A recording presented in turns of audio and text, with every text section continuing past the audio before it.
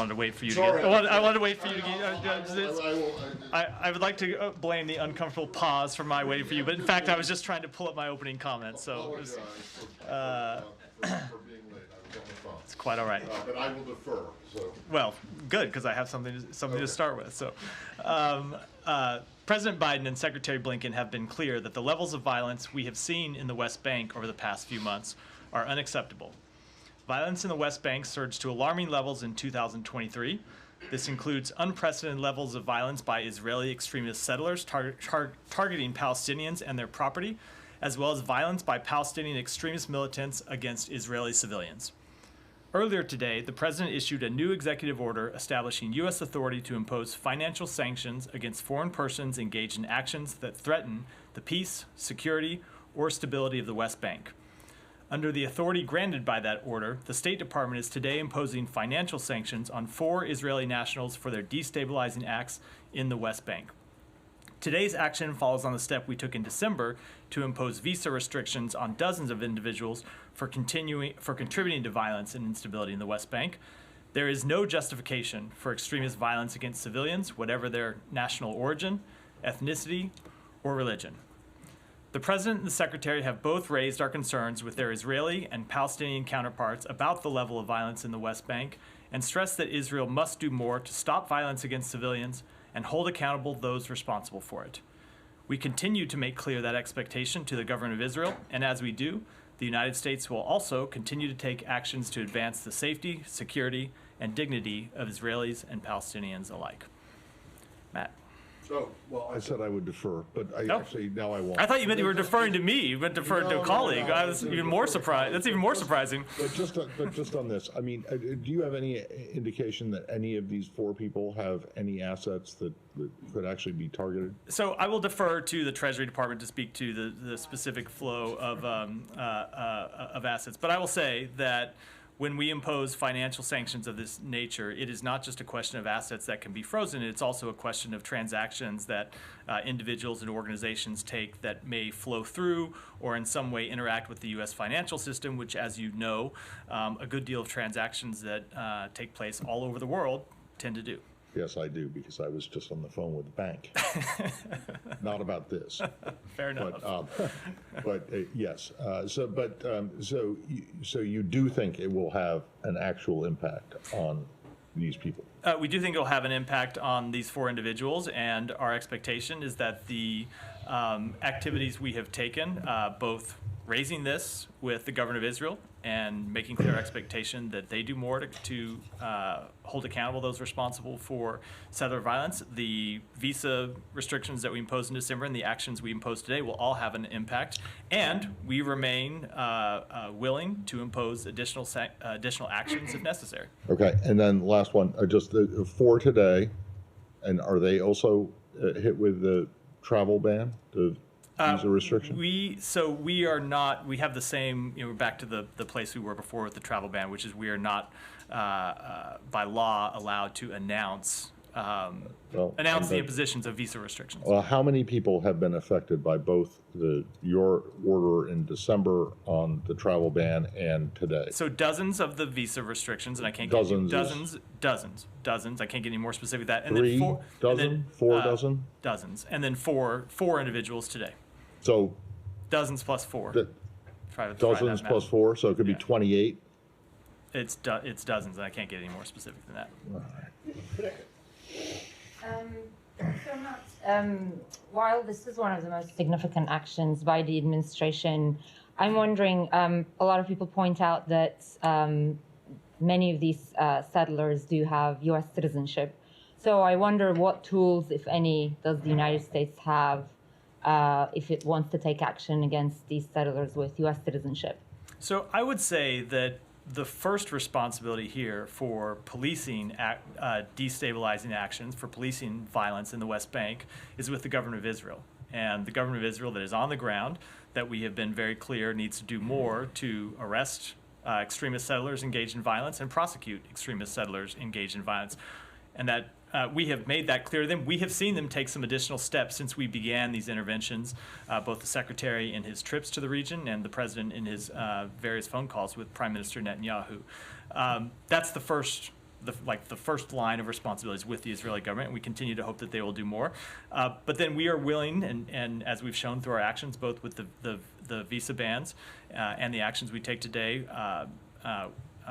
committed to taking further actions within our ability to police settler violence, extremist settler violence, and we'll continue to take additional steps as necessary, but I don't have anything else to preview. And when you say we're willing to take further action, do you mean against Israeli settlers with dual citizenship or just U.S.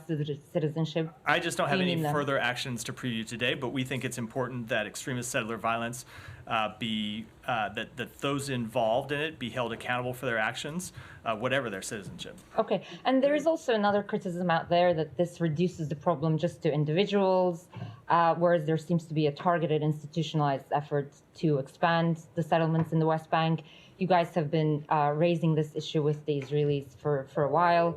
But I mean, how do you go about solving that problem, really? Because I mean, and again, attached to that, I want to ask, what exact answer is the secretary and U.S. officials in this building are getting from Israeli government when they raise this issue? Because it's clear that you don't seem to be satisfied with the actions that they're taking. So without betraying too much of our private diplomatic conversations, I will say we have had some very frank conversations with them about extremist settler violence. And that includes some very detailed conversations where we have presented cases to the Israeli government, cases of settler violence where we have seen reports and where we have seen documented settler violence and asked them to take action. And we have seen them take some action. And so we've engaged in a back and forth with them, both at the secretary's level and through our embassy. What we have seen, and I should say, we have seen since those interventions over the past month, 6 weeks, 2 months, we have seen the level of extremist settler violence come down somewhat. Not come down enough. We want to see more. But the interventions that we've made have, we believe, made a difference. But we want to see it continue to come down, which is why we have taken the actions today. With respect to your questions about settlements, we have made clear that we think the expansion of settlements in the West Bank undermine peace, undermine stability, threaten the ultimate establishment of a independent Palestinian state, make it more difficult, and so we will continue to engage with the Israeli government on that matter as well. Sure. Let me go Sean first. Let me go Sean first, and I'll come back to say. Just on the Israeli response to this, you've probably seen Netanyahu's office is saying, "Hey, look, Israel." I mean, I'm paraphrasing. Israel has laws where we punish people who break the law. We don't need the U.S. to do this. Is there a response to that? I mean, why haven't they done it then? Is there? Do you think that's a valid argument? So they do have laws against violence, obviously, and we have seen them, as I said, take some steps to rein in settler violence, but we don't think those steps have been sufficient, which is why you've seen us take a series of actions starting in December and continuing with the president's executive order and the sanctions we imposed today. Sure. I have something peripherally related, but if you want to. Please. Yeah, go ahead, Said. I just want to clarify the point that Ahmed made on both regarding U.S. citizens. If they have like assets and properties and so on, could they, or is that a Justice Department issue? Could they be seized or frozen or something like this? This executive order is targeted at foreign persons. Okay, all right. And on the issue of the settlement, you've leveraged sanctioning the settlers, extremist settlers and so on, but you are not leveraging the settlement expansions and so on. So I know Homero asked, but I didn't really quite understand what you tried to say. My answer was that we have been quite clear that we oppose the expansion of settlements. We believe that they undermine prospects for the establishment of an independent Palestinian state. They threaten peace and security and stability in the West Bank, and we have made that clear with the government of Israel. We'll continue to make it clear with them. Is that including efforts to reverse some of the settlements, the legal settlements back? We have made clear that we oppose the expansion of settlements. Obviously, the issue of settlements has been a topic of dispute for some time, something that we have said needs to be resolved in final negotiations over the establishment of an independent Palestinian state, but we oppose the expansion of settlements. I have a couple more, but if I may. Go ahead. Yeah. One, have you heard about the HR 6679 that was passed today in the House? I have. About restricting visas of Hamas, but also the PLO. I mean, the PLO is someone that you interlocute with. They have come. They come to New York. They come to other places and so on. How is that going to affect them? Why is that? Well, it's not. Of Right course now, it's it a has no effect. 'Cause congressional it's draft thing, yeah, legislation. yeah. We don't have. I don't have any comment on all draft right. legislation. Okay, that's fine. And just a couple more things. The chiefs of WHO, UNICEF, and several other organizations and Chief of who? NGOs, you know, Sorry. they're Bad. You're old enough to remember. You're old enough to get the joke. The WHO. I think you mean. Yeah. Right. yeah, WHO. That's on first. okay. Who is on first? Yeah. Yeah, Who's on first, second? exactly. What's on second? That's right. All Who's right. on second? We know that That's one. right. Okay. That's right. All Thank you. Thank you. There are a lot of people in this room who have no idea what we're talking about right Yeah. now. Well, we Sorry, know, go we ahead. know it. Us old Right. timers know it. Go, You know? go ahead, Sai. All right. So, you know, the chiefs of these organizations have warned that, you know, suspending financial aid is going to result in a, you know, total disaster. I mean, you know, there are reports about, you know, just booming famine and so on. And I know I asked about this yesterday, but it seems to gain more urgency, especially that Lazrani said that without the aid, they can operate. They cannot possibly operate beyond the end of this month. So I don't really have anything to add to what I said yesterday, which is that, number one, there is an urgent humanitarian crisis in Gaza. It's what has animated all of the efforts from the Secretary and others in the U.S. government to try to get humanitarian assistance in. Number two, UNRWA plays a critical role. You have heard us say that dating back to before Friday when these allegations were announced publicly and we temporarily paused our aid. You've seen us say it since then. And number three, that is why we think it is so important that the United Nations conduct a prompt, thorough investigation to make sure that there is accountability and make sure that any reforms that need to be instituted are put in place. It is, as I said yesterday, precisely because the need is so dire that it's important that the United Nations conduct a prompt and thorough investigation. Can I just Yeah. say one thing on this? Related to the conflict, the Qataris today are saying that they had, I think the phrase they used is initial positive confirmation from Hamas about the proposal that CIA Chief Burns has been involved in regarding a temporary truce for the hostage release. Do you have any latest assessment about where things are going and whether there's any more optimism about this? I just don't think I should offer either an assessment from this podium or a kind of detailed play-by-play of the back and forth, other than to say that, as you heard the Secretary say earlier this week, we think the proposal that was on the table was a strong, constructive one, and for now, I should leave it at that. Maybe not a detailed play-by-play, but a general play-by-play. Have there been calls? Neither for a anything? detailed nor a general play-by-play. I don't think would be helpful for me to offer from here. The Secretary met with some Palestinian Americans today for a roundtable. A number of people have said they refused the invitation in protest of the administration's policies toward Gaza. Do you have any comment? So the Secretary did meet today with a number of leaders of the Palestinian American community. It was the latest in a series of meetings that the Secretary has had with individuals and organizations, both within the department and from outside the department, that hold a wide range of views across the ideological and political spectrum. And he has held these meetings because he thinks it's important to hear directly from individuals, as I said, both inside the State Department and outside the State Department. He finds that process to be constructive. It informs his thinking. It helps him, he believes, shape policy in the best way possible, and he'll continue to hold such meetings. Has it shaped policy, any of these meetings, though? I mean, we haven't really seen. I can say that every interaction that we have enters into the Secretary's thinking and enters into other policy makers' thinking in the administration. That doesn't mean, that, obviously, that we agree with every person that we meet with. It doesn't mean that we expect them to agree with everything that we say. Of course, that's not true. But we find the give and take valuable. And yes, it very much does inform his thinking and informs the decisions that he makes. Can you say how many people attended the roundtable today? I don't. The meeting was ongoing when I came down here for the podium, so I don't have a detailed readout. Alex. Thank you. A couple of questions. Assuming we will see you next couple of days. Can you speak to the EU's today's decision of 50 billion package to Ukraine, its significance, and how much do you think it should hold a mirror after the U.S. Congress? So we welcome the continued support of our European allies and partners for Ukraine as it defends itself from Russia's aggression.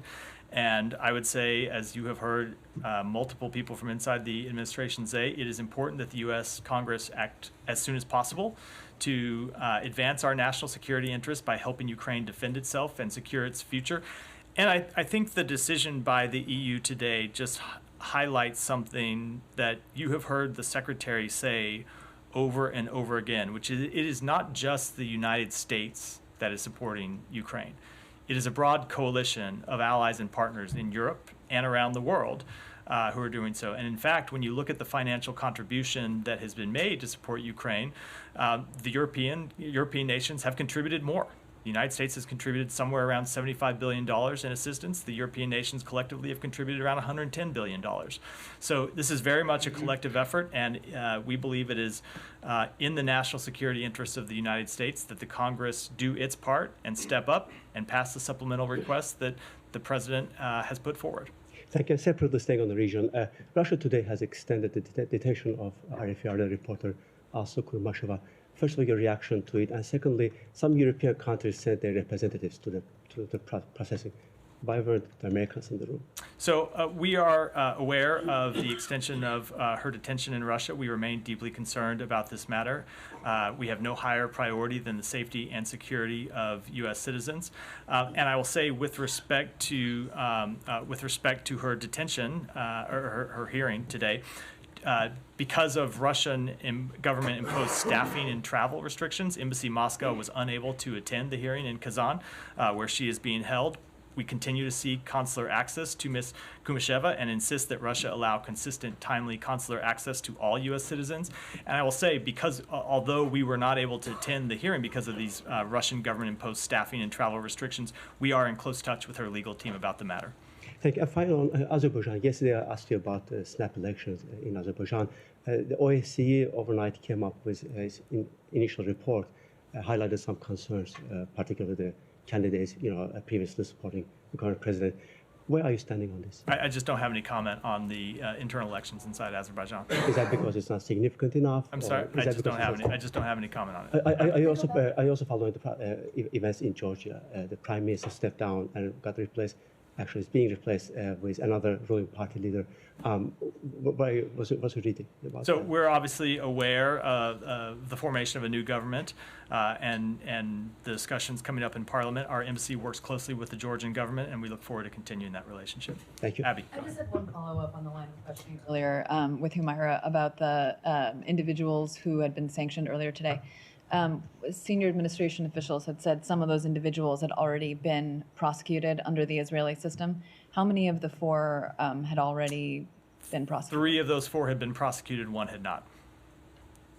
So the actions that had already been taken did you feel that those actions didn't go far enough that the Israelis took? We thought it was appropriate to take additional U.S. government action, and we will continue to monitor the levels of extremist settler violence and will not hesitate to take additional actions as necessary.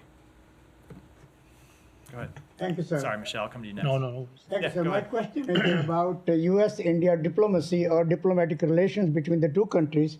India's top diplomat to the U.S., Ambassador Taranjeet Singh Sandhu, he is ending his tenure today after almost 4 years, or one of the longest serving India's diplomat to Washington. What he said that he has been thanking the State Department, the media, and also people of the United States for cooperating with him, his tenure in Washington. During the last few weeks at farewells, he said that diplomatic relations between the two countries have gone up between President Biden and Prime Minister Modi. But also at the same time, because when he arrived in Washington, the very next month, COVID started, and he was stuck 2 years in the embassy or in the residence.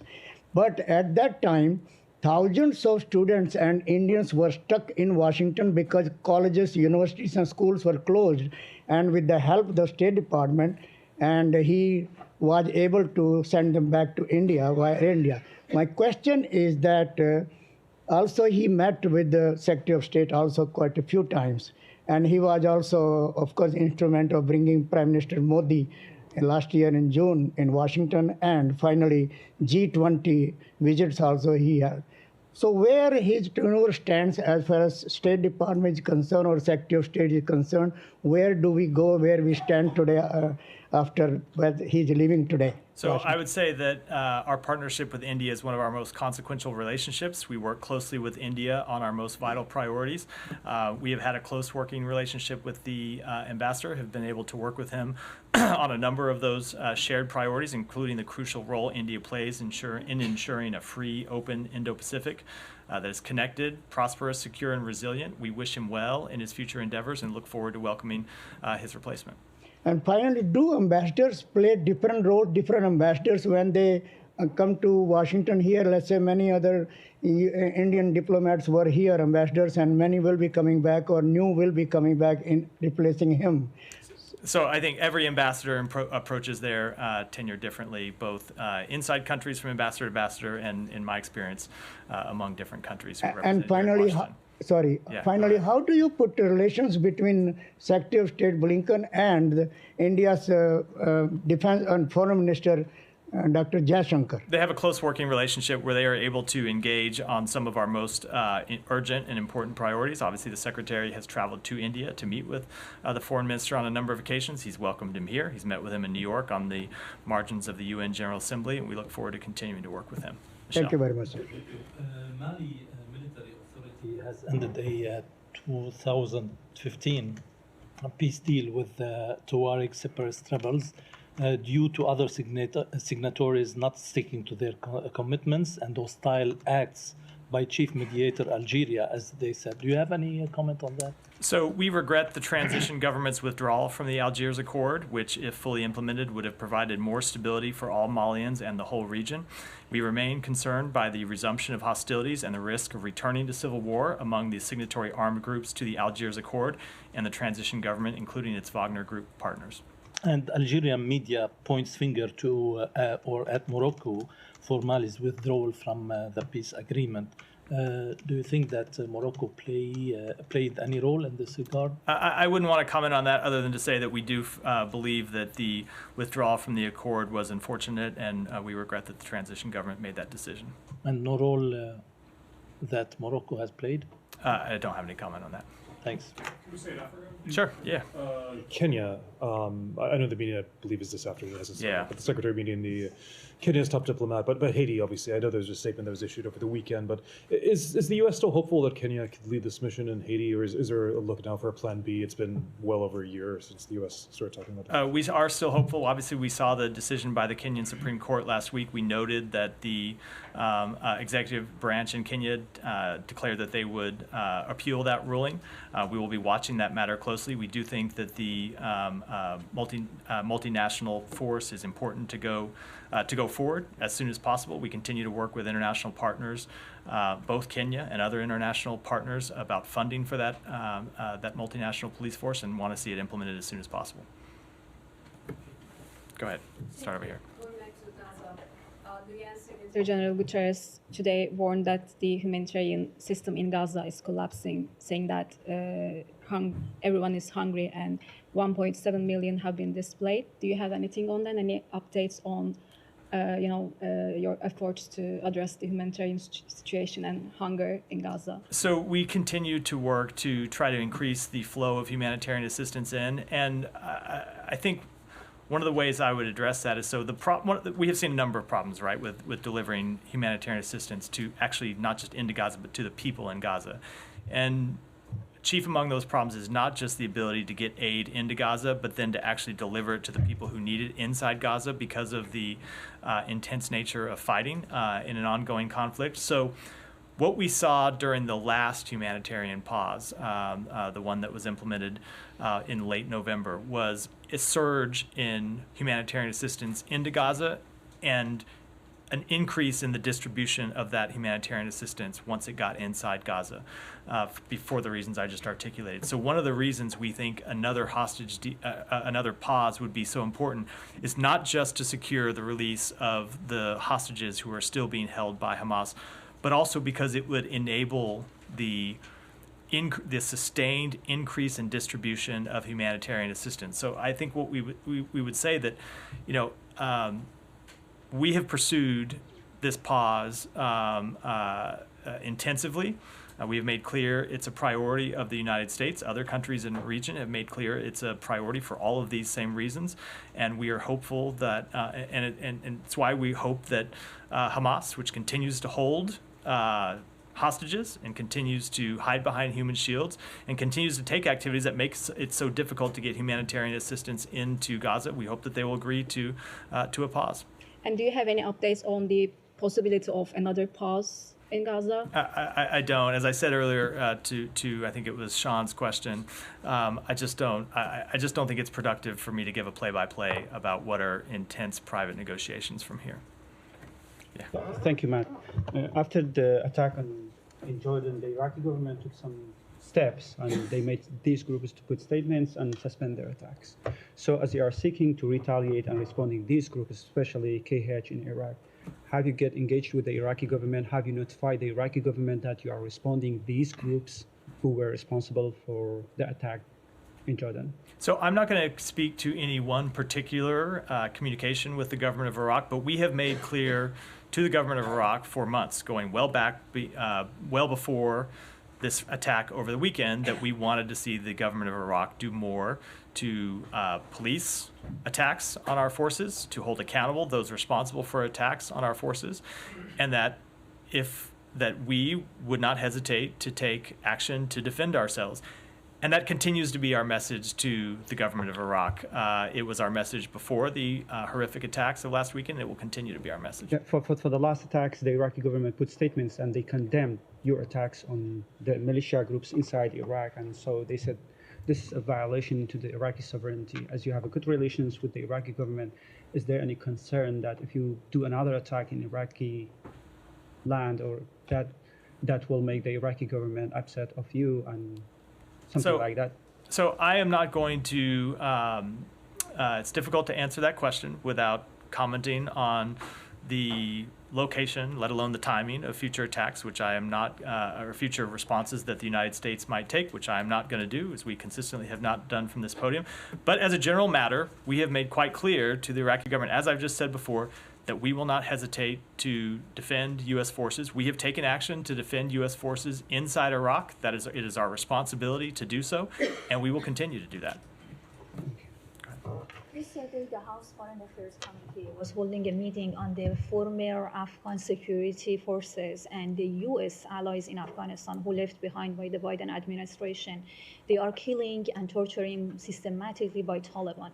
What does the Biden administration is doing to protect them, the former U.S. allies in Afghanistan?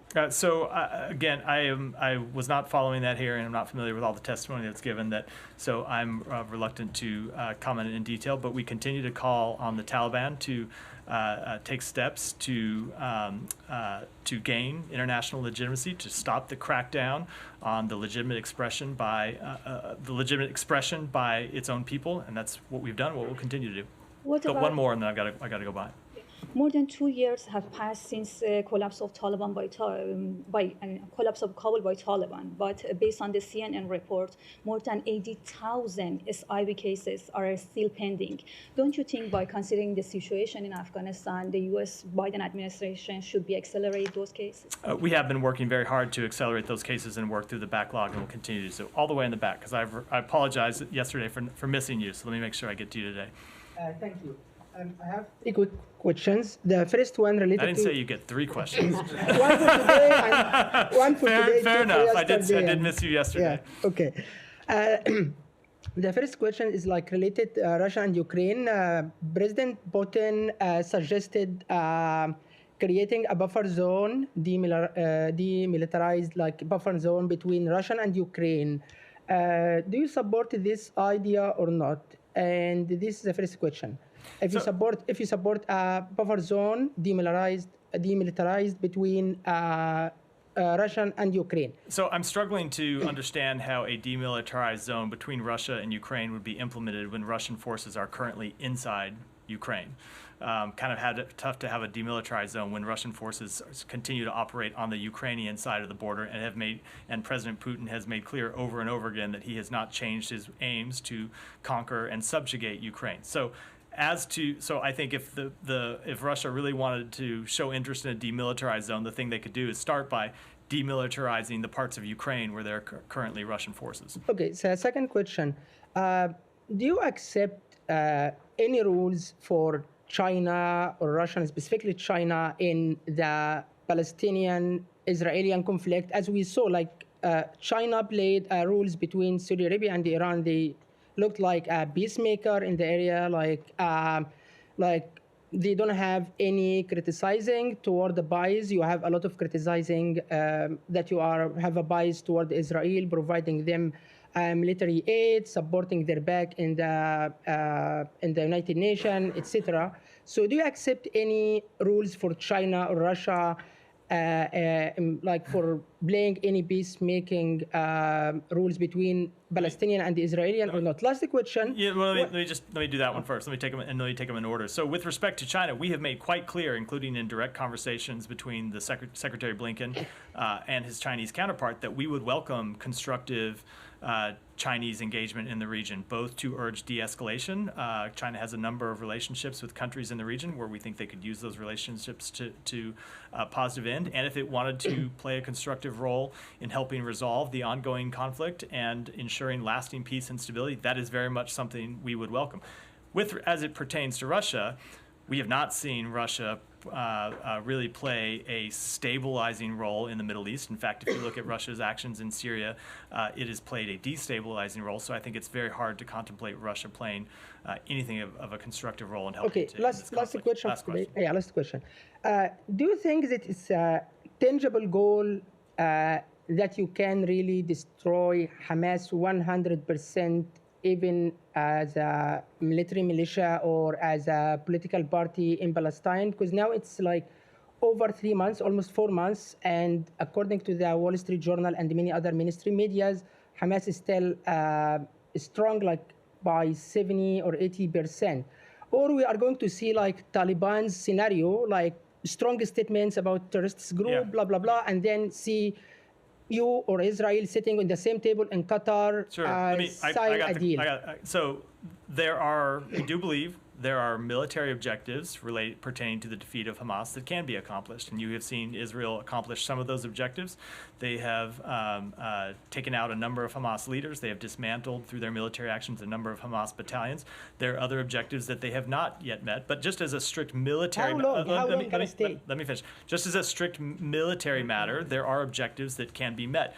But, and you have heard the Secretary speak to this, we also have to put forward a better idea. As a political question, to speak directly to the Palestinian people, and that there is a better idea than the terrorism and death and destruction that Hamas offers. And that very much has to be part of what the United States government and other countries in the region and Israel are putting forward.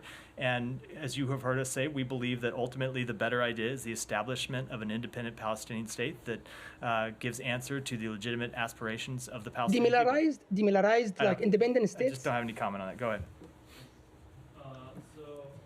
Back to the package adopted today by the EU, that was a financial support package. Meanwhile, some lawmakers at the Capitol Hill are pushing to remove at least some of the financial aid from the supplemental.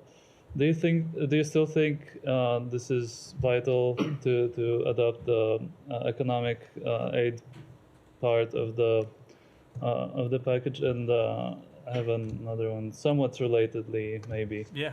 Let me just answer that question. We absolutely do think that both the economic and security assistance components of the supplemental request the president made are vital. Okay, and so Assistant Secretary O'Brien tweeted today, or X'd, about the which Assistant Secretary? O'Brien. Oh yeah. About the meeting between Secretary Blinken and Ambassador Pressman, and saying that they discussed for discussion at a key moment in the U.S.-Hungary relationship. I wonder if you could elaborate why is it a key moment?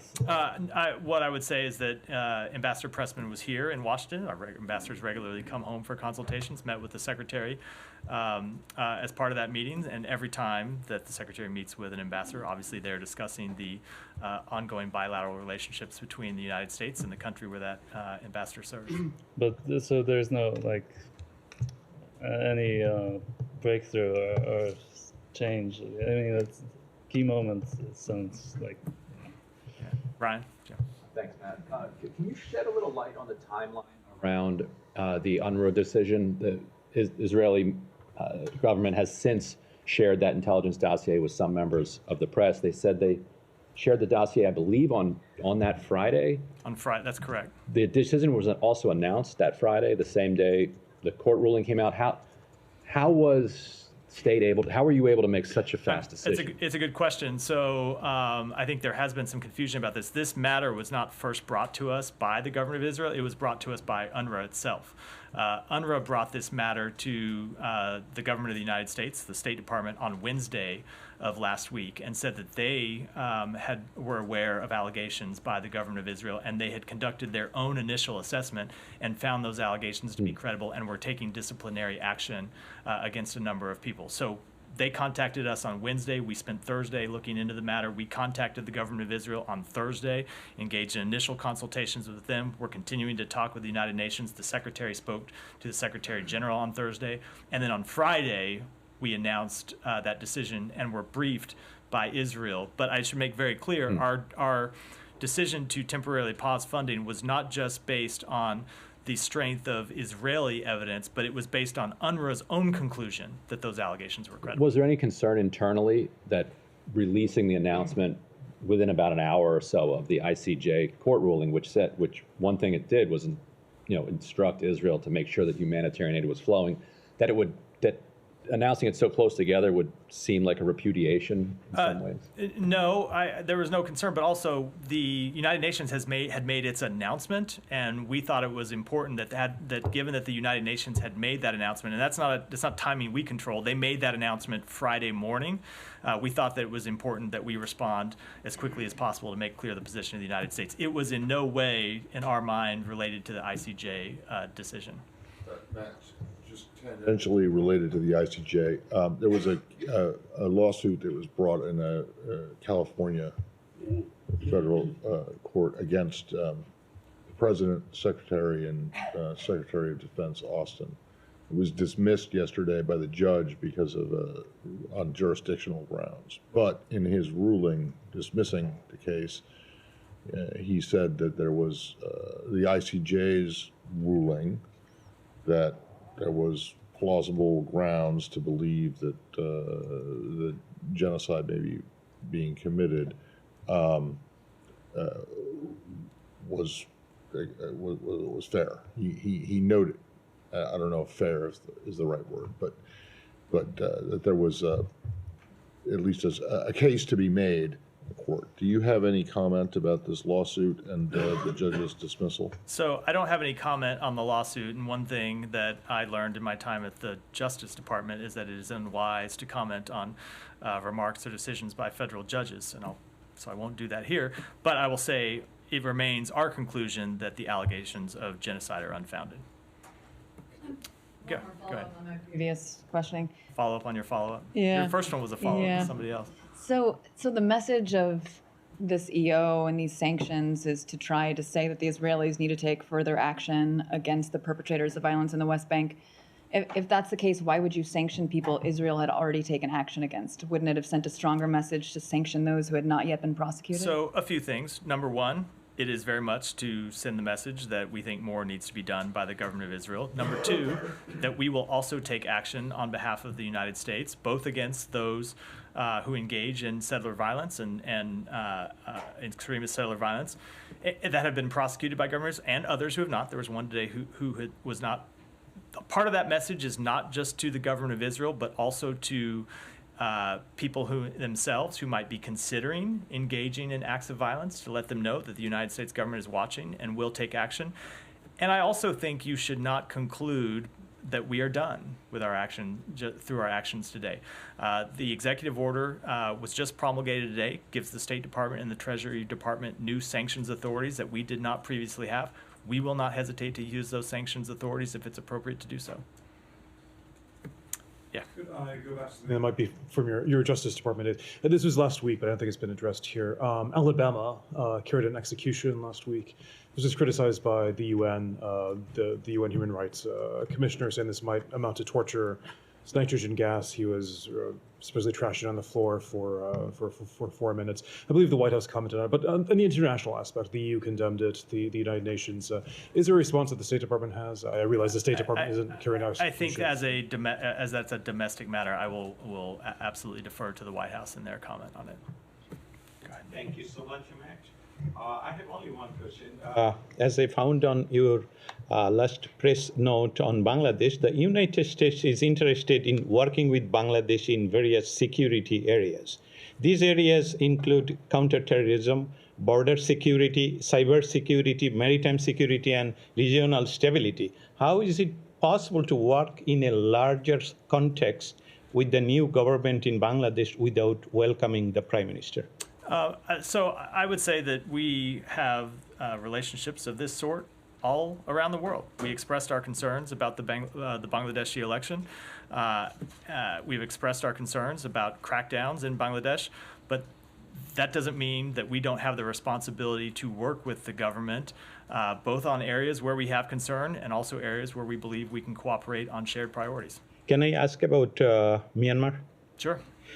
You know that in Myanmar now, the junta and the other party, this is a war zone, and more Rohingyas about to enter to Bangladesh, and also some military personnel with helicopters. Do you have any comments on the situation, Graham? On that, with respect to that specific question, let me take it back, and then I'm going to go to the back of the room, and then we'll wrap for today. Thank you, Matt. Now, earlier today, we saw the readout about, the certification notifying Congress of the possible drone deal between the U.S. and India. Can you sketch out the timeline, or the next steps, and how important this deal would be? I cannot give you a timeline. This was the initial step today, notifying Congress. The exact timeline of the delivery is something that we will explore with the government of India over the coming months.